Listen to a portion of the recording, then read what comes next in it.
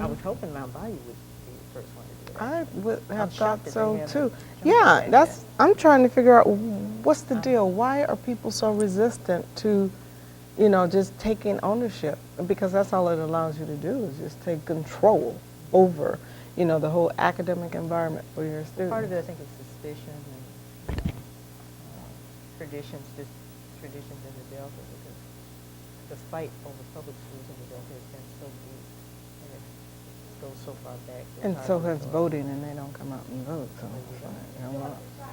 huh? Oh. Am I doing what I'm supposed to do? That's Yes. what I want to know. Yes. Am I sitting like I'm supposed to do? The two-shot. What? Mine is. Okay, I'm ready.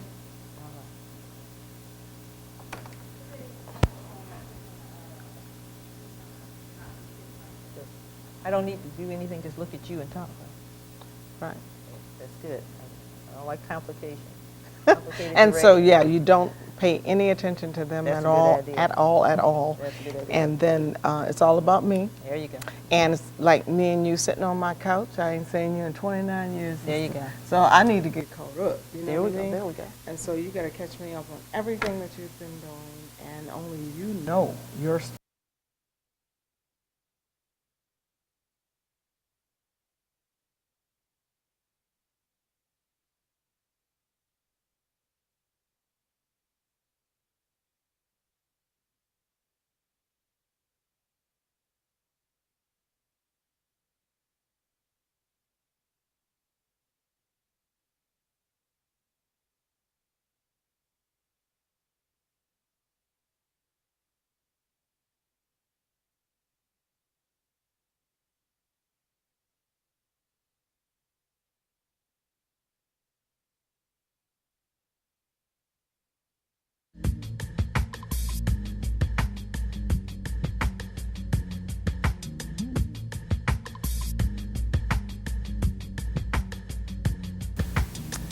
Welcome to Delta Renaissance. I'm your host, C.Sade Turnipseed, and on today's show, I am truly honored to have one of the true professionals in the field of education in the house with me today, or in the studio. I say the Feels house, like the house because I know, right? Because it's just very comfortable. Renee Moore, welcome. Welcome for having me here. And I want to start at the beginning, basically, is just get to know you. Where you're from and all that sort of thing. Just tell us a little bit about your backstory. Okay, I'm a native of Detroit, married into Mississippi. My husband brought me here in '87 with our 4 children then. We have 4 of our own. We've also raised 7 other people's children. So we've raised 11 children. Oh my God. Over the years. My husband is a youth minister and now a pastor in Cleveland, which is where we made our home.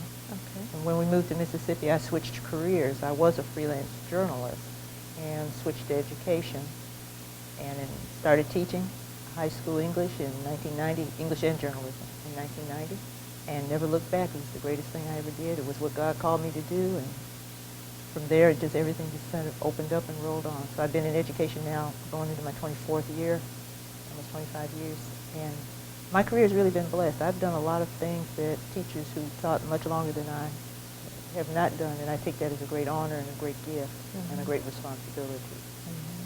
So I've had a chance to work with teachers from all over the country, all over the state. 2001, I was the Mississippi Teacher of the Year, and that's when I was working in Shelby. I started my career in Cleveland, actually, teaching at Eastside High School. And now I teach full-time English at Mississippi Delta Community College. Oh, okay. And so that's the short version. Unless you want me to start going through the grandbaby pictures. Yeah. I bet they're adorable. They are. All 9 of them. 9? Yeah, 9 grand. And counting. Okay.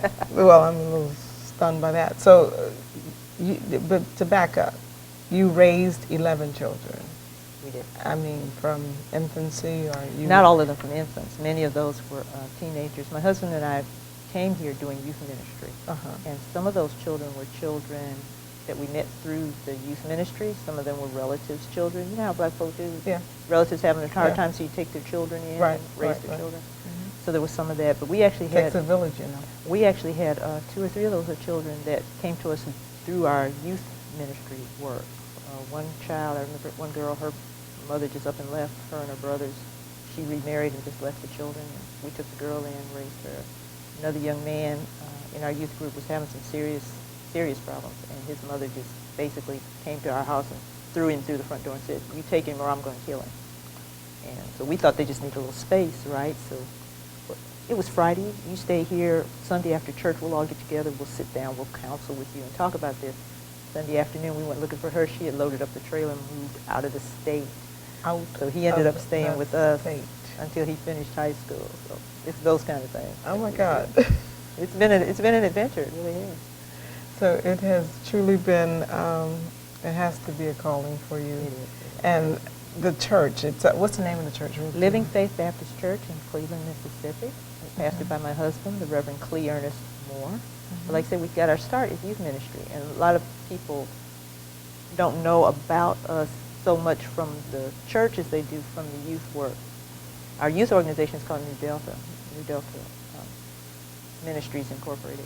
What's involved with that? We primarily deal with helping youth develop education, leadership, character, and health awareness. So those are our four main goals working with the young people.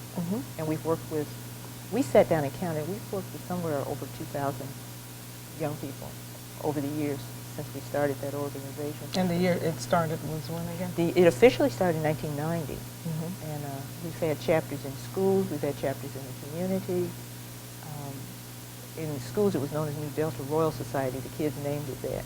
And now it's known as the Royal Achievers. But it didn't seem like as many, when we said it was 2,000, it seemed like a big number. Then we realized we worked with them mostly in small groups and one or two at a time, and around the kitchen table and around the dining room table and in small groups. But it's been a very impactful, and a lot of those children now are grown, have families of their own, are productive citizens in the Delta.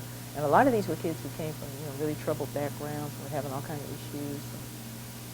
Going on to do well. What's the format? Is it workshop generated, or is it, real structured classes? No, not like that. It's mostly small group interactions.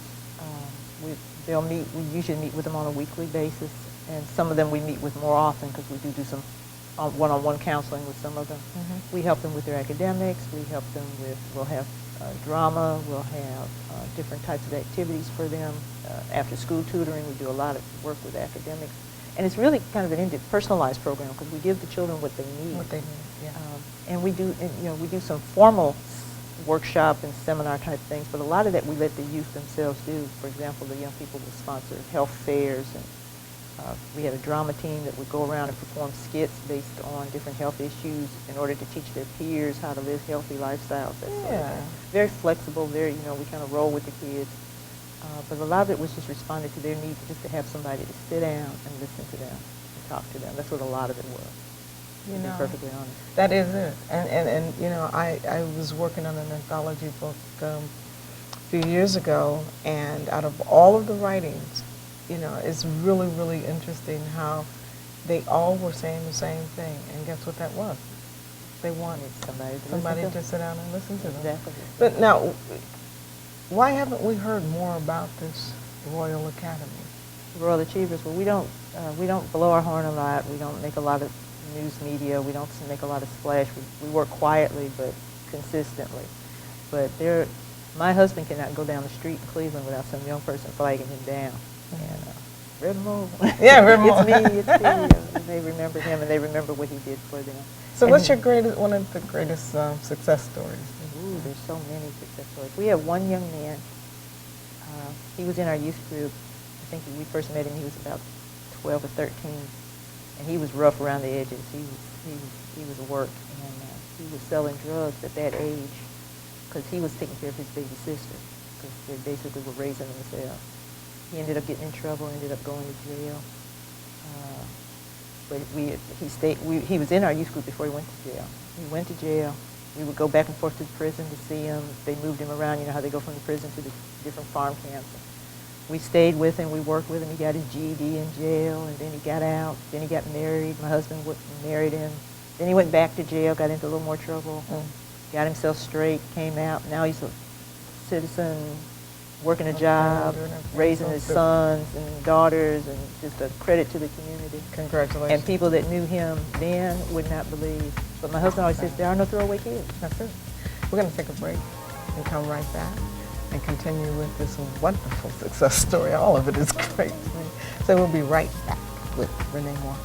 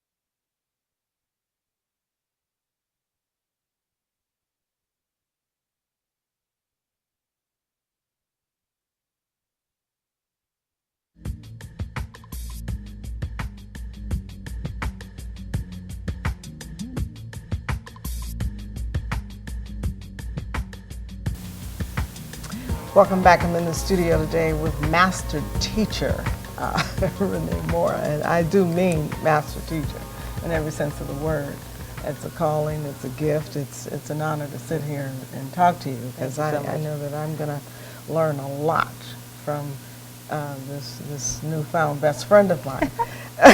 But I want you to tell me a little bit about your teaching style and methods, and I've noted here in your bio that you're an award winner from a national award, the what is it, the Milken Educator Award. Milken Educator Awards, right. I didn't have my glasses on. All of a sudden I couldn't see. There's been a couple of national awards along the way. The Milken is the most fun because it's sort of like Publishers Clearinghouse.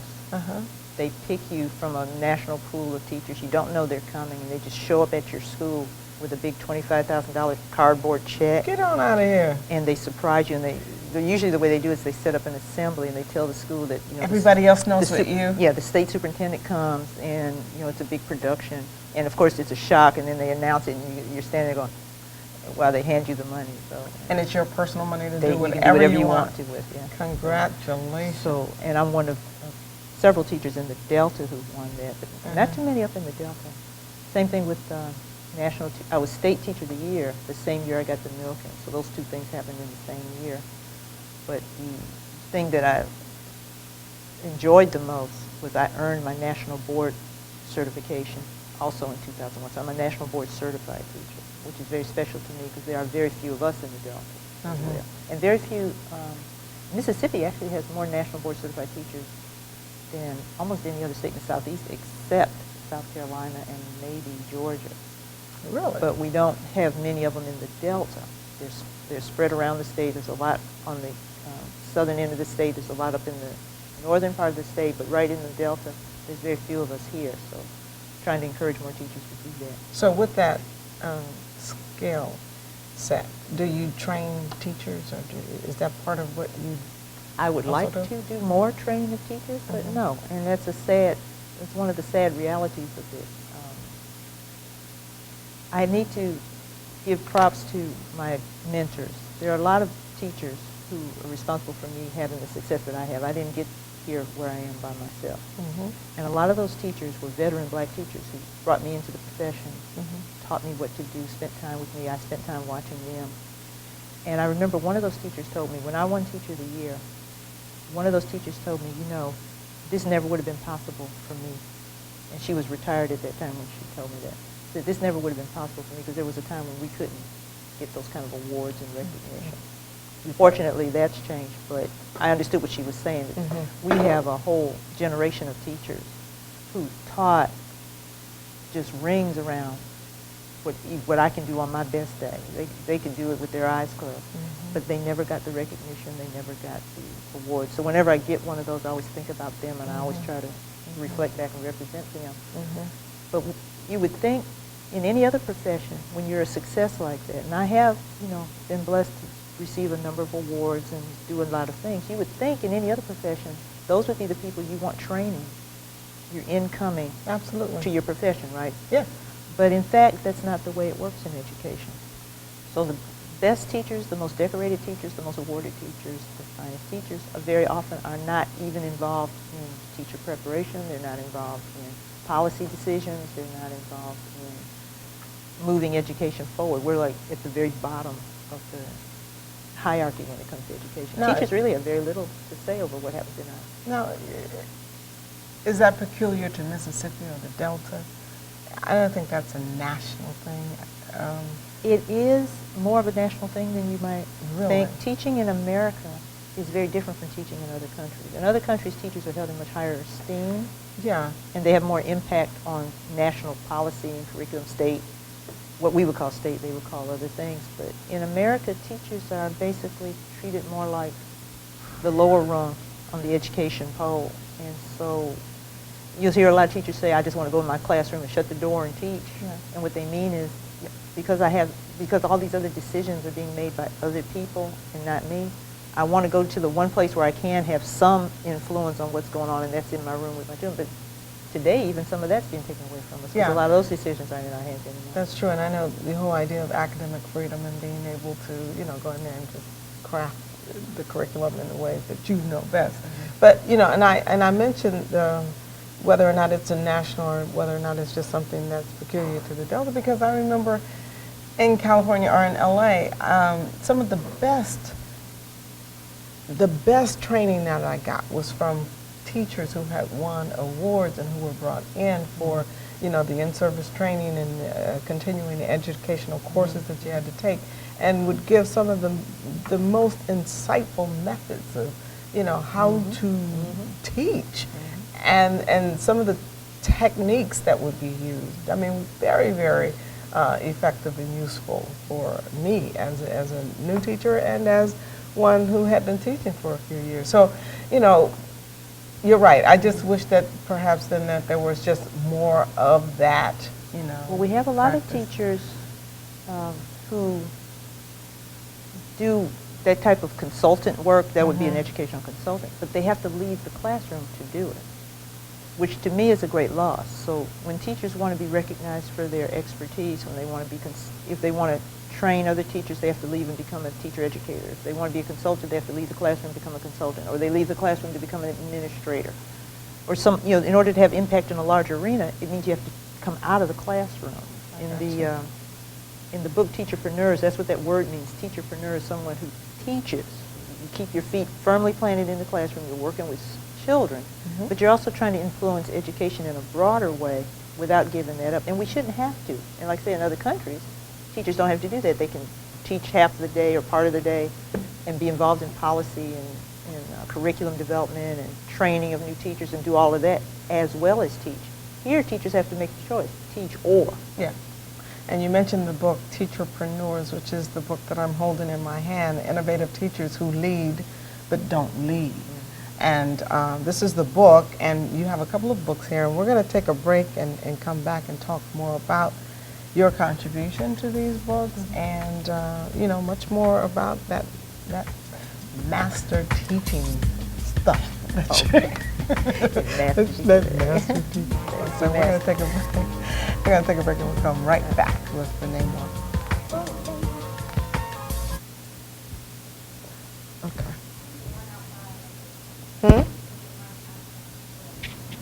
Oh. Oh. Okay.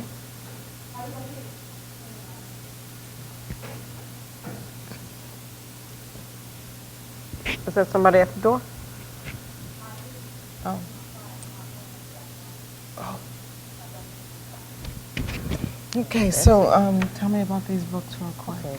This one I was featured in. People, the authors came to my classroom and actually watched me teach for several days and just followed me around while I spoke with the students and looked at what I did. That's one of my mentors. This one I actually wrote an article for. I wrote a chapter in here where I look at the effects of the after effects of the Brown decision, how the loss of so many black teachers after the Brown decision, how it affected education in Mississippi and beyond. So, and I've done a lot of writing. So this is actually the first time I've actually profiled in a book, but I've actually done a lot of chapters and articles about education. So you're going to tell me about both of these? I'm going to try. All right. Y'all do that in 8 minutes? Yeah.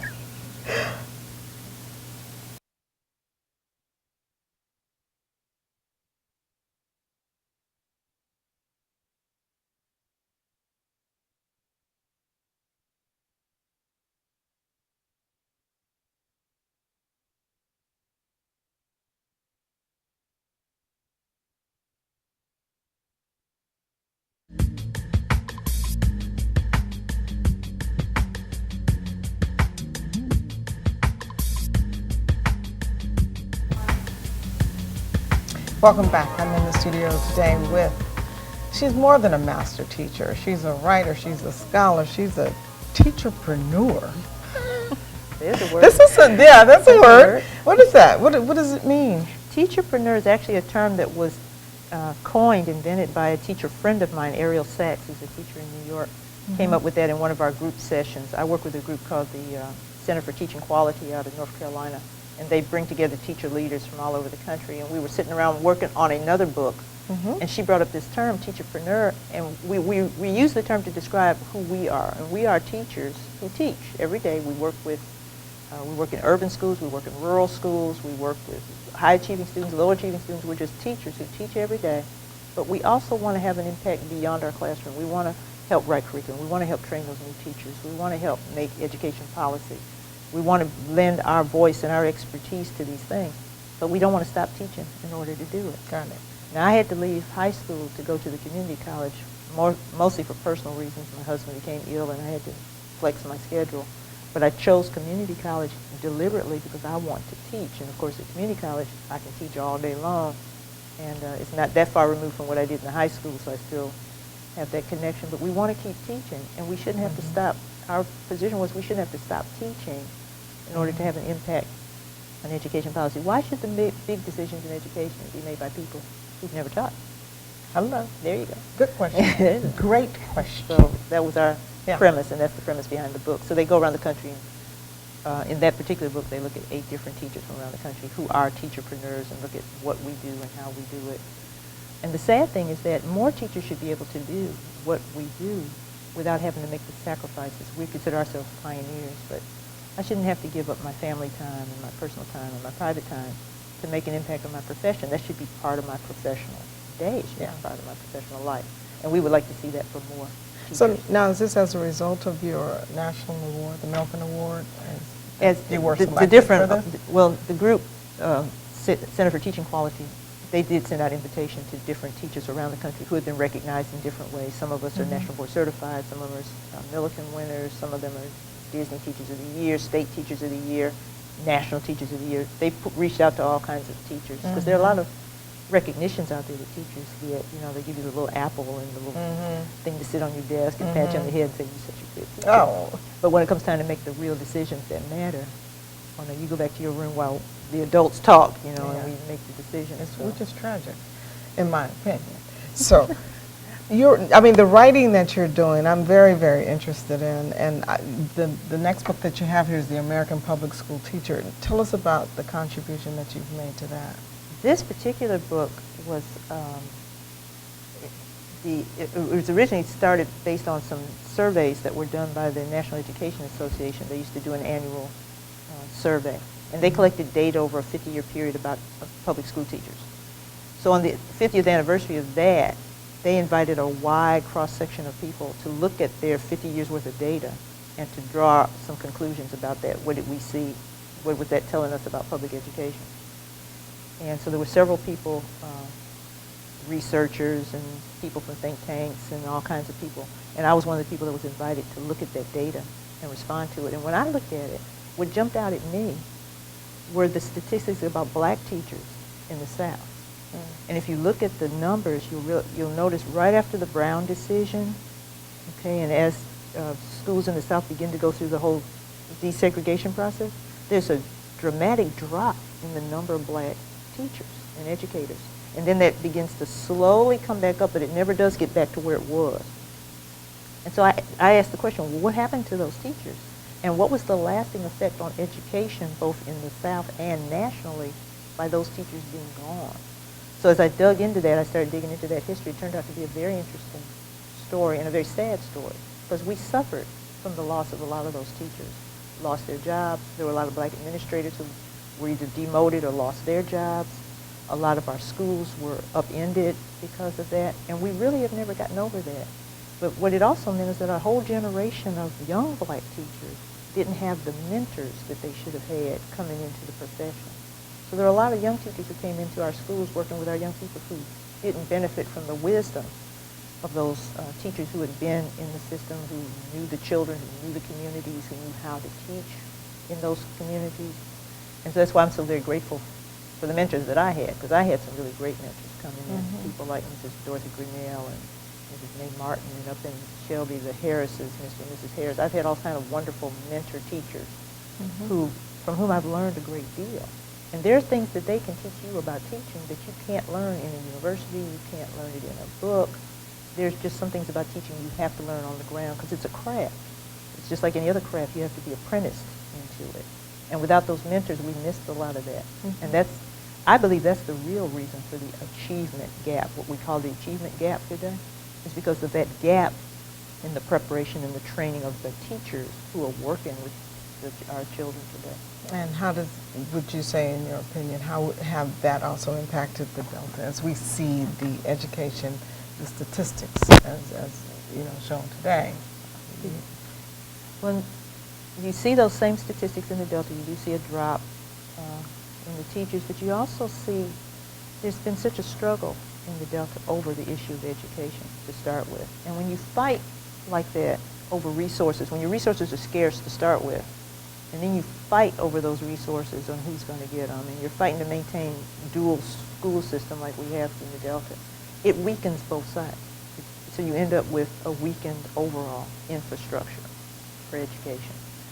So instead of having good, strong community schools in our different Delta towns, and of course the Delta towns, the populations are dropping, the tax base is dropping, so there's fewer and fewer resources. And the fact that our state has deliberately underfunded the schools in the Delta for years by not fully funding the MAPE and other formulas, so we're always working with less than what we need. But in spite of that, you still had within the Delta schools, even in the most dysfunctional ones, we've always had those teachers who just very quietly and very consistently worked with children and did what I would consider just heroic work with children. And you see that across the Delta, but they're here and they're here. The turnover rate in the Delta is horrendous. We've been a critical shortage area for years. So there's a lot of weaknesses in our teacher force, and I think that loss of those veteran teachers is a large part of I want to that thank into you that. so much. Clearly, we can go on for hours talking about this, and we will, because you're going to have to come back and do part 2, 3, 4, and 5. But how can people get in contact with you if they need to?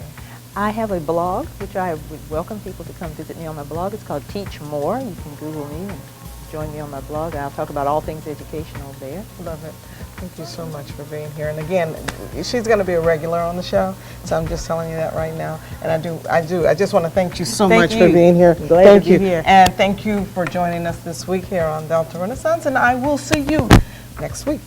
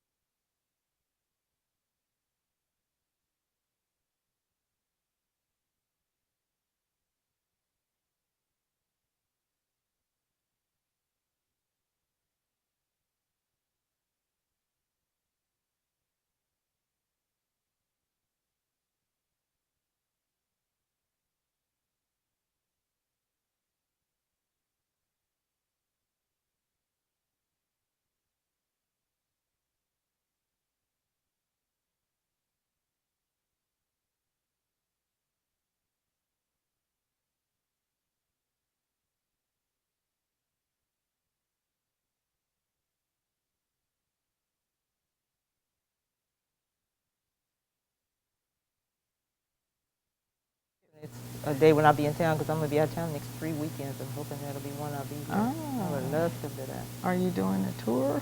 No, I'm doing. I wish I.